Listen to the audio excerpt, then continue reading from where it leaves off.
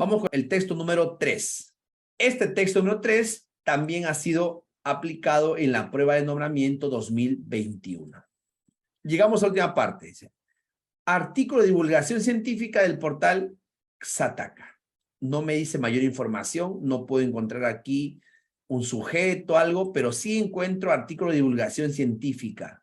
O sea, es un texto que posiblemente esté dentro del dispositivo argumentativo. Bien, no me da mayor información esta parte. Bueno, voy a mis preguntas.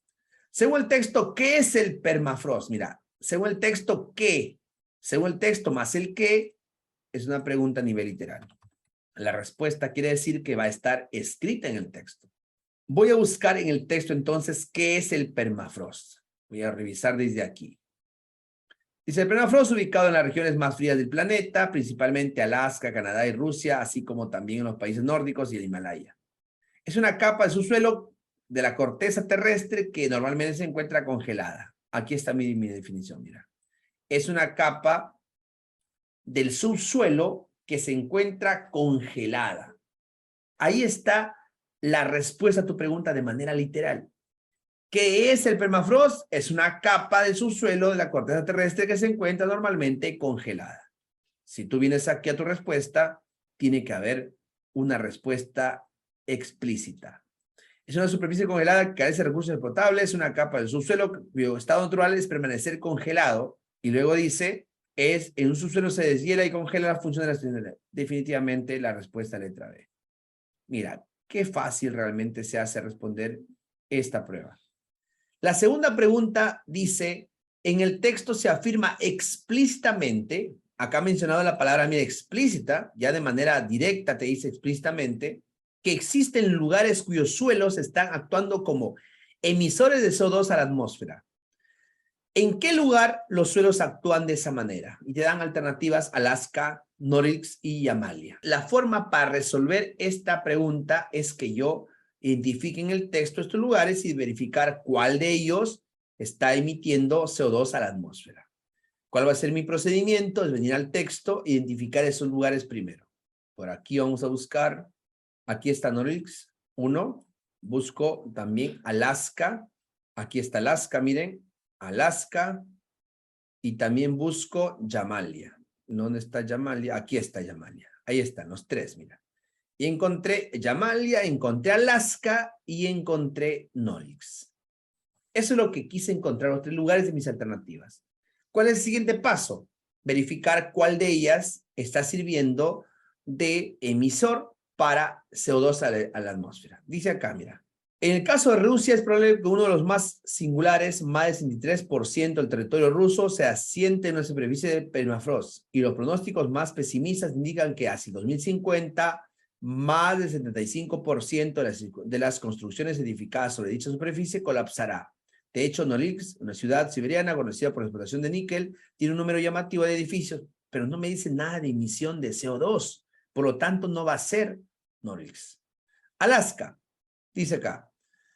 Ahora, que provocamos su deshielo, la materia orgánica descompuesta se libera en forma de dióxido de carbono, CO2 y metano, los dos principales gases de efecto invernadero. Y esto ya estaría ocurriendo en Alaska, donde hoy en día los suelos están actuando como emisores de CO2 a la atmósfera.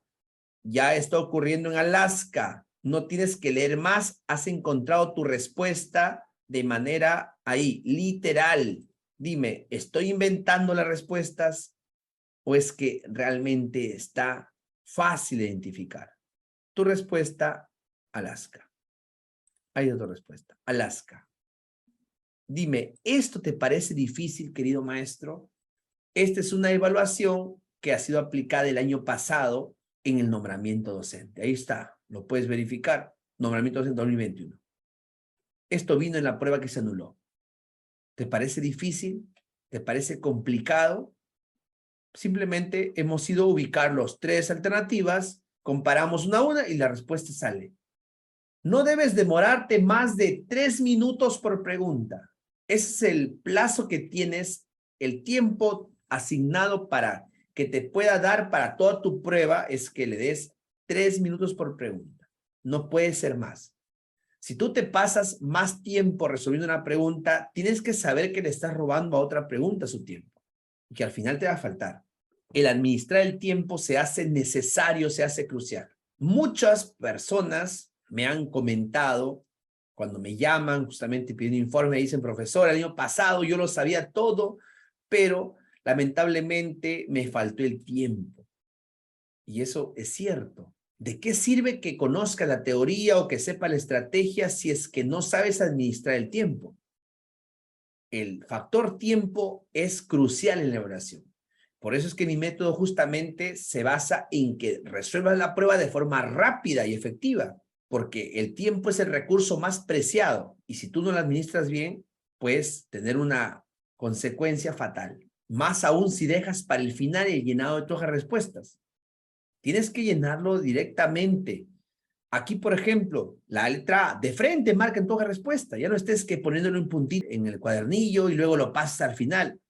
El tiempo no te va a dar. No te va a dar el tiempo. Por favor, hazme caso. De frente tu hoja de respuestas. Pregunta 13. Según el cuarto párrafo del texto, ¿qué quiere decir enjaulado?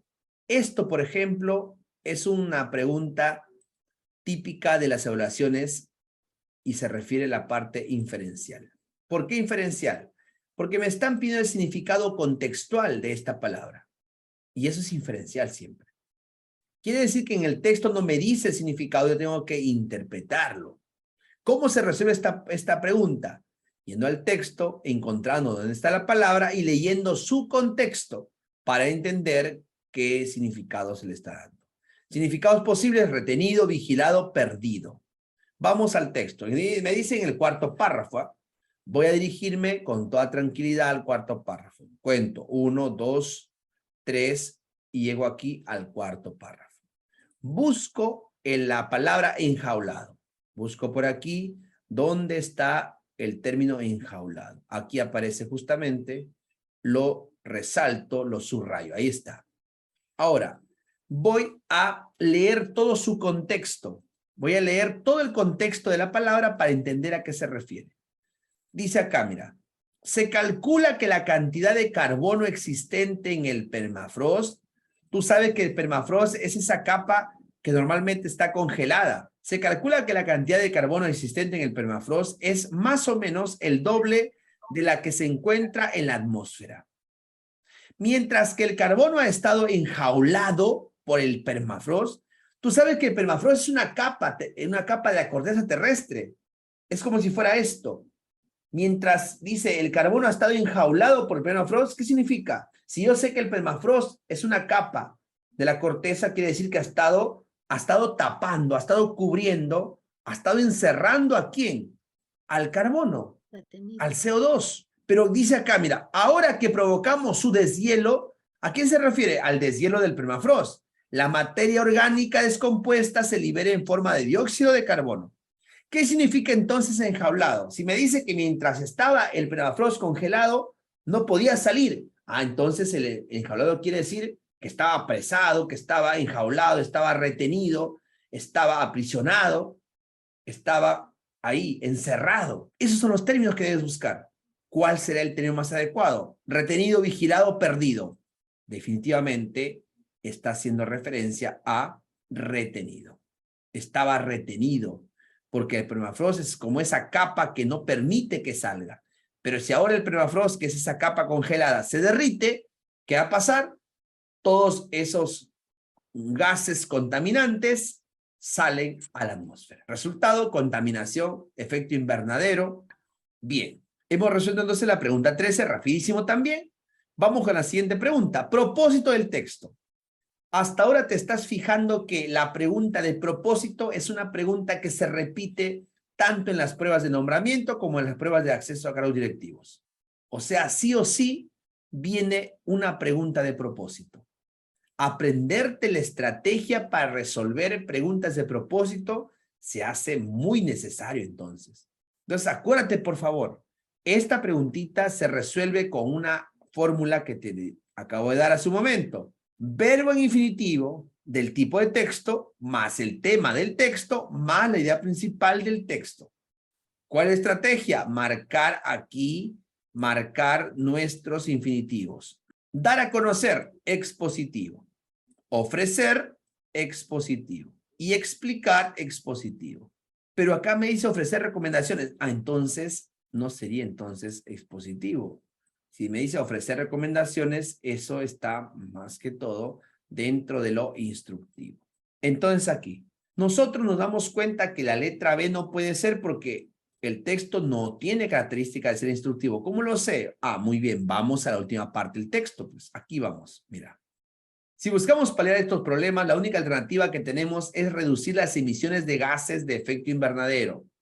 Para ello, las medidas pasan por promover políticas ambientales orientadas a ahorrar fuentes de agua. ¿Qué está diciéndome? Que para solucionar el problema de las emisiones de gases de efecto invernadero debemos promover políticas ambientales. ¿Cuál de estas alternativas está recogiendo ello? Dar a conocer qué es el permafrost y en qué regiones del planeta se puede encontrar. En la conclusión no habla el texto de eso. En la conclusión está centrándose en que es necesario frenar ese problema. Para eso dice debe haber políticas ambientales. Ofrecer recomendaciones que puedan contribuir a detener el descongelamiento del permafrost. Explicar por qué provocar el descongelamiento del permafrost es un grave problema para la humanidad. Profesor, aquí no dice exactamente lo mismo que en la idea, pero sí se puede encontrar aquí de forma parafraseada. Si queremos solucionar el problema, tenemos que crear políticas ambientales orientadas a ahorrar fuentes de agua, fomentar prácticas de reciclaje. Sin embargo, sin un plan concertado en el que se involucren todos los gobiernos como la propia ciudadanía, no se podrá lograr nada en el futuro. O sea, el futuro depende de que se unan los gobiernos y la ciudadanía y busquen juntos solucionar este problema de la contaminación atmosférica.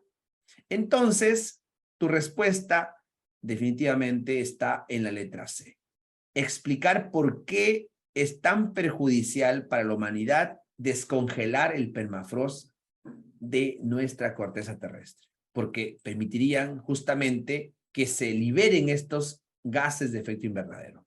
La maestra Carmen me pide que haga una diferencia entre lo que es idea temática e idea principal. La diferencia es sencilla.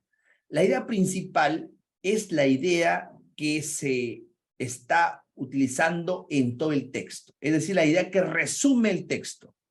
Al final de todo el texto, ¿cuál es la idea principal? La idea que habla del tema, pero de manera general, que engloba todo el texto. En otras palabras, sería la idea que está pues en la introducción o en la conclusión, en la idea principal de todo el texto. ¿Y la idea temática qué es? La idea temática es aquella idea principal, pero que se desarrolla en un párrafo, en este caso en los párrafos de desarrollo o en los párrafos de argumentación. Si mi tema es la contaminación ambiental, en todo el texto he hablado de la contaminación. Al final de todo el texto digo que la contaminación es un problema que está destruyendo el planeta. Ya está. Esa es la idea principal de todo el texto. Pero en cada párrafo del texto yo he hablado un aspecto del tema. Por ejemplo, en el primer párrafo dije qué es la contaminación ambiental, o sea, su definición. La idea principal de ese párrafo en el cual hablo de la definición se convierte en la idea temática, porque habla del subtema definición. ¿Qué diré, por ejemplo, ahí? Que la contaminación se define como un problema que afecta, pues, la vida del medio ambiente. Entonces, esa es la idea temática. La idea temática, en otras palabras, es una idea principal, pero que recibe el nombre de idea temática cuando está en el párrafo hablando directamente de un aspecto del tema, en este caso de la definición de la contaminación. El siguiente párrafo me habla de las causas de la contaminación. Por lo tanto, la idea temática será aquella que me está diciendo cuáles son las causas. Por ejemplo, la causa principal de la contaminación es las acciones del ser humano. Esa es mi idea temática del párrafo 2, porque me está mostrando la idea principal sobre el subtema causas de la contaminación. Los subtemas no son la idea temática. Los subtemas son aspectos del tema que van a permitir que la idea principal que esté en ese párrafo donde se desarrolla el subtema, hable de ese subtema. Tengo este texto, ese es mi texto. En todo el texto hablo, por ejemplo, de la contaminación. Ese es mi tema general, que abarca todo el texto. Pero en cada parte del texto hay aspectos del cual yo hablo, como autor. En todo el texto no voy a hablar de lo mismo. Por ejemplo, aquí, en la primera parte, que es el primer párrafo, hablaré pues de la definición de la contaminación.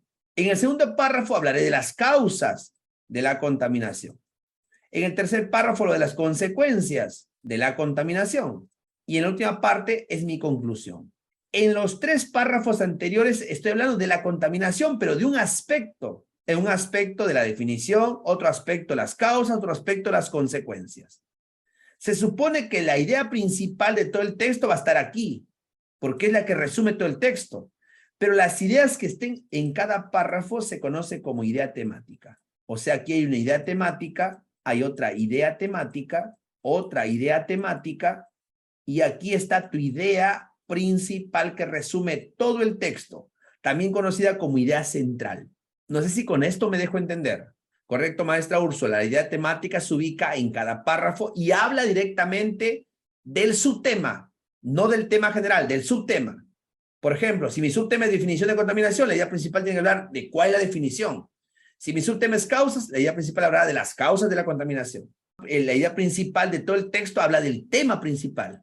Estamos entonces en la pregunta 14 y vamos a la pregunta 15. Relee el siguiente fragmento del segundo párrafo del texto y responde la pregunta. Aquí está el fragmento del segundo párrafo, no hay necesidad que yo lo vaya al texto porque está aquí.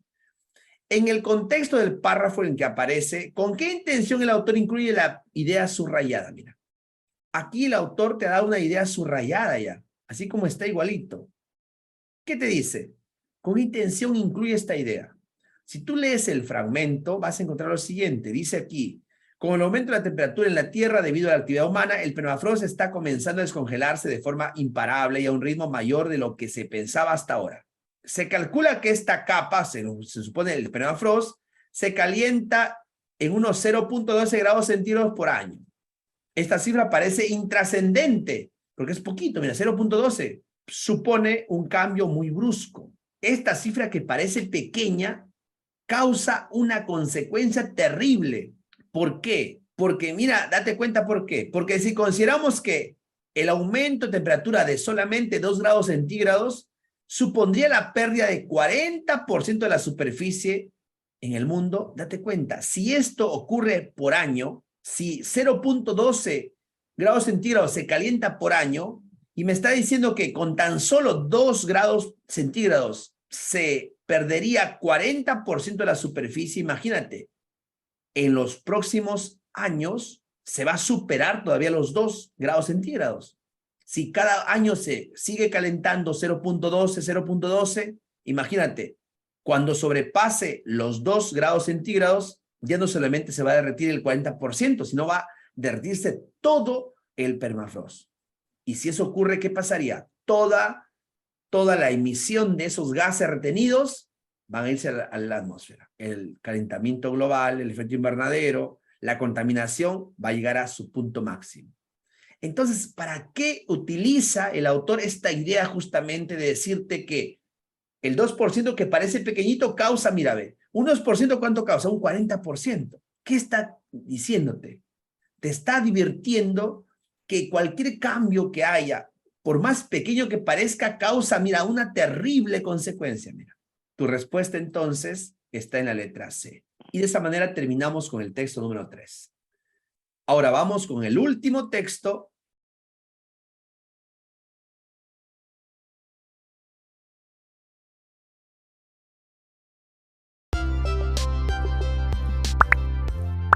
Si te gustó este vídeo, regálanos un like. Y si aún no te suscribes a este canal, puedes hacerlo en este momento, dando clic en el botón de suscribirse y activando la campanita para recibir notificaciones de próximos vídeos. Además, te invito a compartir este material en tus redes sociales. ¡Hasta la próxima!